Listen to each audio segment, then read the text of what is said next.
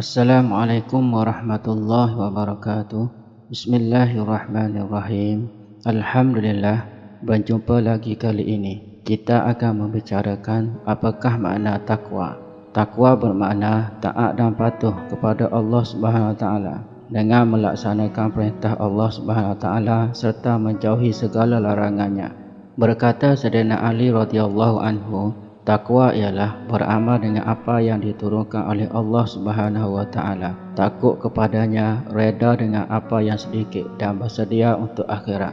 Manakala Umar Abdul Aziz pula berkata, bertakwa kepada Allah Subhanahu Wa Taala bukanlah dengan hanya berpuasa pada siang hari dan mendirikan solat pada waktu malam, tetapi takwa ialah menjauhi segala apa yang diharamkan oleh Allah Subhanahu Wa Taala, menunaikan apa yang diwajibkan olehnya, dan sesiapa yang diberikan rezeki selepas itu dengan kebaikan, maka itulah kebaikan di atas kebaikan.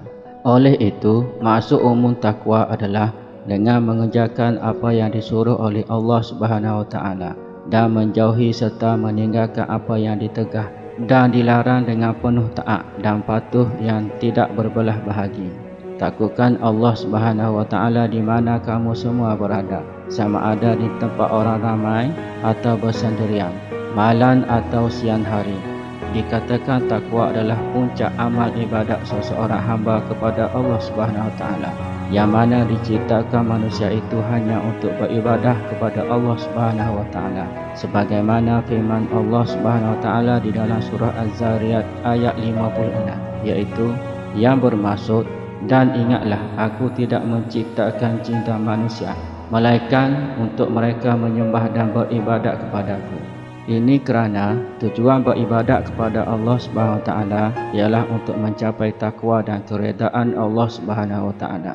Kedudukan takwa. Takwa ialah merupakan kedudukan tertinggi dan penting di sisi Islam, sebagaimana yang disebutkan di dalam Al-Quran dan hadis-hadis Rasulullah sallallahu alaihi wasallam. Di antaranya ialah yang pertama, takwa adalah wasiat Allah Subhanahu Wa Taala kepada nabi-nabi dahulu dan umat Rasulullah sallallahu alaihi wasallam. Firman Allah Subhanahu Wa Taala di dalam surah An-Nisa ayat 131 yang bermaksud, dan sungguh kami telah memerintahkan kepada orang-orang yang diberi kitab sebelum kamu dan juga kepada kamu, bertakwalah kepada Allah. Yang kedua, takwa adalah wasiat Rasulullah sallallahu alaihi wasallam kepada umatnya, iaitu Rasulullah sallallahu alaihi wasallam bersabda yang bermaksud, dari Abu Dzar radhiyallahu anhu ia berkata, Rasulullah sallallahu alaihi wasallam bersabda kepadaku, bertakwalah engkau kepada Allah dimanapun engkau berada, ikutilah perbuatan yang buruk dengan perbuatan yang baik,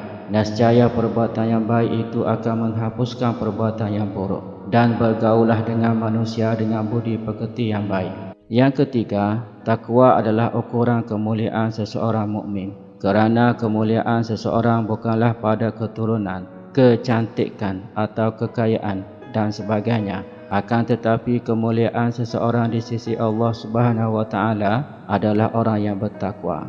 Allah Subhanahu Wa Taala berfirman di dalam surah Al-Hujurat ayat 13, iaitu yang bermaksud, sesungguhnya orang yang paling mulia di antara kamu di sisi Allah Subhanahu Wa Taala ialah orang yang paling takwa di antara kamu. Sesungguhnya Allah Maha mengetahui lagi Maha mendalam pengetahuannya. Cara mendapatkan kesempurnaan takwa. Di antara cara untuk mendapatkan kesempurnaan takwa ialah, yang pertama, hendaklah mempelajari dan mengetahui ilmu-ilmu Islam dengan mendalam atau dengan sebaiknya, supaya ia tahu dan faham bagaimana ingin mencapai takwa kepada Allah Subhanahu Wa Taala, sebagaimana firman Allah Subhanahu Wa Taala di dalam surah Al-Fatir ayat 28 yang bermaksud, sesungguhnya yang takut kepada Allah di antara hamba-hambanya hanyalah ulama. Sesungguhnya Allah Maha Perkasa lagi Maha Pengampun.